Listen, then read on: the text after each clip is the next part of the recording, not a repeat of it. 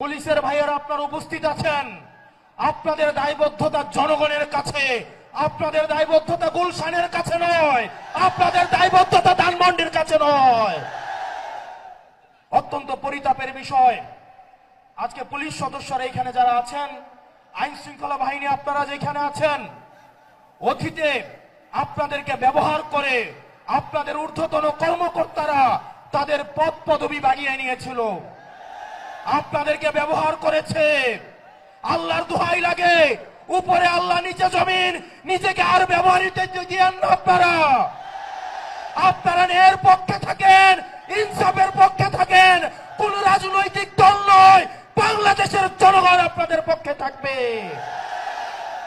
12 তারিখ নির্বাচনে প্রশাসনের ভাইয়েরা আপনাদের কাছে উদাত্ত আহ্বান জানাবো, আপনাদের কোন দলের গোলামি করার দরকার নাই।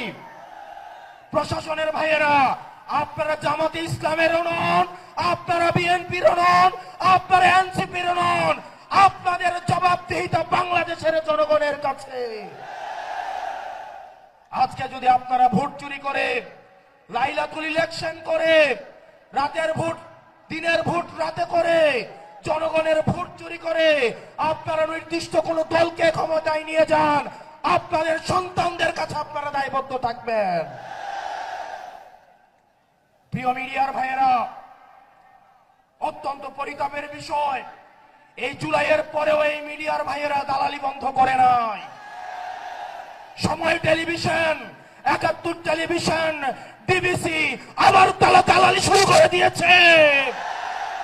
আল্লাহ সাক্ষী, আমি সাক্ষী, আমি দেখেছি এজেন্সি যে রিপোর্ট লিখে দেয়, ডিবিসি 71, সময় টিভি সেই রিপোর্ট তারা পাবলিশ করে।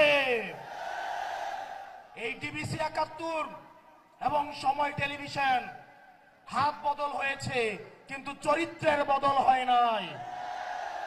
আপনাদেরকে আবারও জনগণের কাঠগড়ায় দাঁড় করাবো ইনশাআল্লাহ।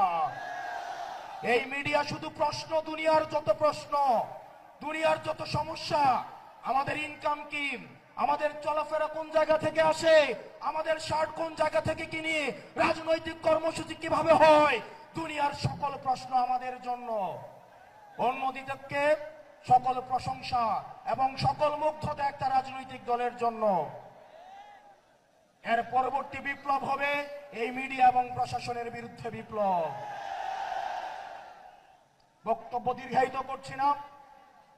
মিডিয়া এবং প্রশাসন, বাংলাদেশকে সুখী সমৃদ্ধ এবং উন্নতি করতে হলে আপনাদের প্রয়োজন রয়েছে।